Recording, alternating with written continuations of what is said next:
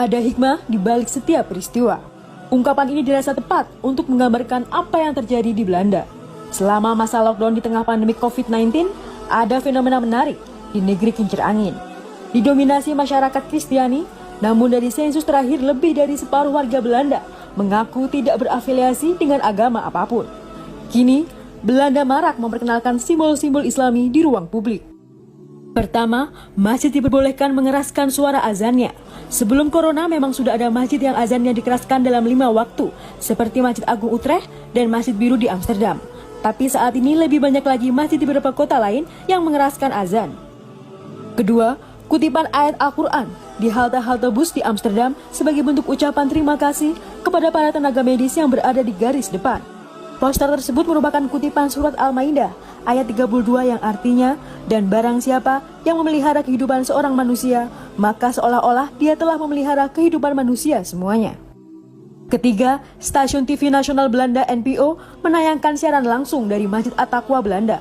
Selain itu, diperdengarkan surat Al-Baqarah dan surat Ar-Rahman beserta artinya. Dilanjutkan dengan khutbah singkat dari seorang ulama dan ustazah muda. Ini pertama kalinya Al-Quran diperdengarkan dalam siaran TV. Gambar tersebut diunggah akun Twitter @rihandaullah dan mendapat beragam komentar dari warganet. Jika melihat dengan kacamata berbeda, COVID-19 tidak selalu berkaitan dengan kisah kesedihan, kekalutan, atau kegambangan.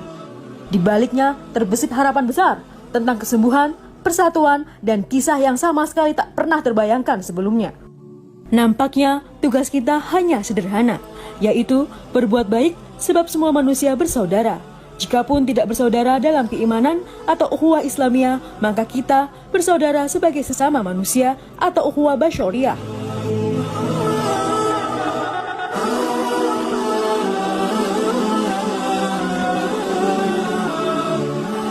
Eropa merupakan benua yang banyak terdampak virus corona.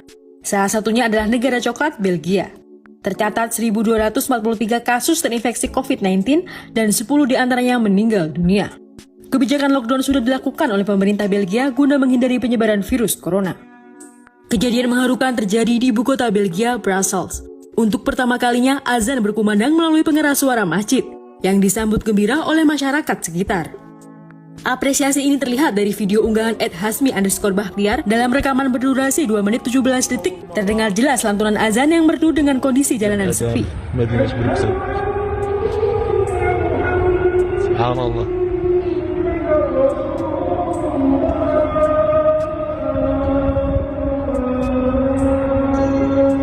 Pemandangan menakjubkan terlihat di akhir video setelah azan selesai berkumandang. Terdengar tepuk tangan meriah dan kegembiraan dari masyarakat Brussels yang terisolasi di rumah. La ilaha illallah wahdahu la syarika lahu. Allahumma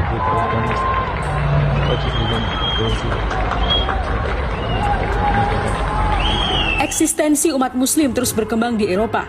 Salah satunya adalah Belgia dengan kota Brussels yang mencapai 300.000 orang beragama Islam. Keberadaan muslim di Brussels kian tampak dengan bertambahnya jumlah masjid. Perempuan-perempuan berjilbab di sudut kota serta tumbuhnya berbagai organisasi muslim menyatakan bahwa Islam telah tumbuh pesat di negeri coklat.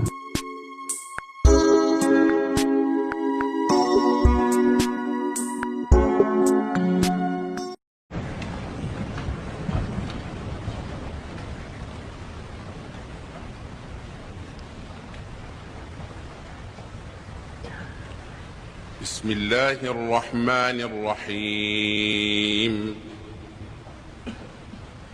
يا أيها الناس إنا خلقناكم من ذكر وأنثى وجعلناكم شعوبا وقبائل لتعارفوا إن أكرمكم عند الله أتقاكم إن الله عليم خبير.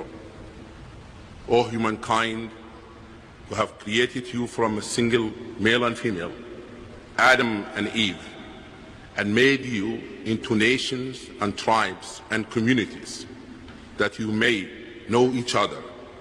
Verily the most honored of you in the sight of God is the one who is the most righteous of you. And God has full knowledge and is well acquainted with all things.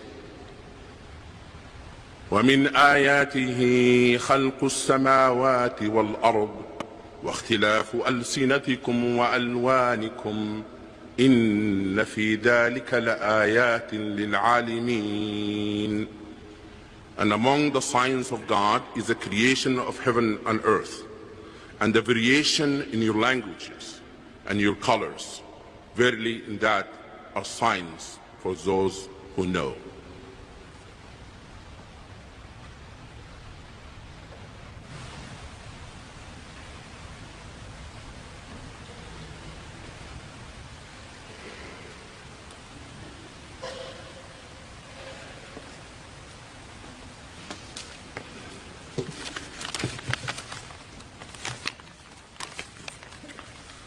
The reading from the Quran's first surah, Surah Fatiha.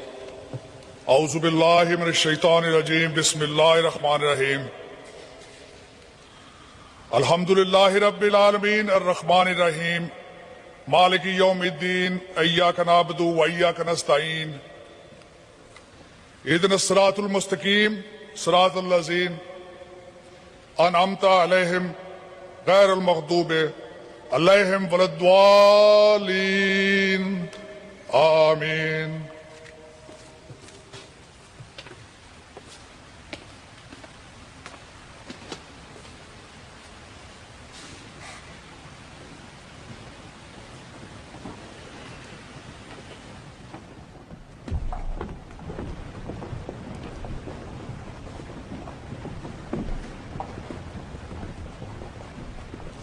Saya bertanya dan saya belum bisa menjawab, mengapa Allah tidak menjadikan semua manusia beragama Islam?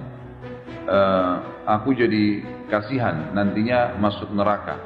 Tentu saja Allah Subhanahu wa Ta'ala memberikan fasilitas buat kita, akal, hati, dan juga anggota tubuh ini untuk bisa beriman. Ingat satu kalimat saya, ibu jawab kepada anaknya begitu. Allah tidak ingin hambanya kafir. Enggak, Allah tidak mau orang kafir. Tidak ada orang kafir. Buktinya Allah turunkan petunjuk kan? Allah turunkan kitab, Allah turunkan utus nabi untuk mengingatkan orang-orang kafir tuh. Yang sudah patuh sudah, tinggal jalankan. Untuk apa diutus para nabi? Untuk orang-orang yang kafir tuh, supaya mereka tarik kembali. Yang patuh tinggal mengamalkan isi syariatnya.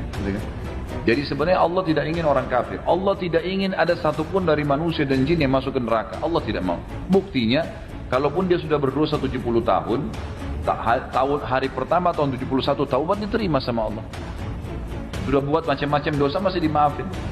Jadi jawab, Allah tidak ingin siapapun orang kafir, orang dalam keadaan kafir, Allah tidak mau ada orang yang berbuat maksiat, Allah tidak mau ada orang yang masuk neraka.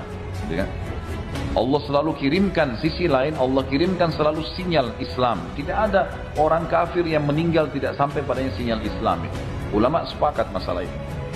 Itu umumnya manusia semua sampai padanya. Kita kalau dengar sekarang orang-orang kafir tahu tetangganya ada muslim, bahkan ada yang punya toko buku jual buku-buku Islam. Ada keluarganya, ada temannya, ada banyak informasi bisa dibaca. Tiap saat sampai dia sebelum meninggal pasti sinyal Allah datang, tinggal dia mau tangkap atau tidak. Rata-rata non muslim yang saya temuin, kalau saya bicara, umumnya mereka bilang punya Quran terjemahan. Umumnya, tahu saya juga punya Quran terjemahan. Ada sinyal hidayah, dia mau tangkap atau enggak tuh sinyalnya. Banyak manusia berpikir mungkin akan ada tangan, tanda kutip turun dari langit menyuruh dia melakukan ketaatan atau meninggalkan kemaksiatan. Ini mustahil.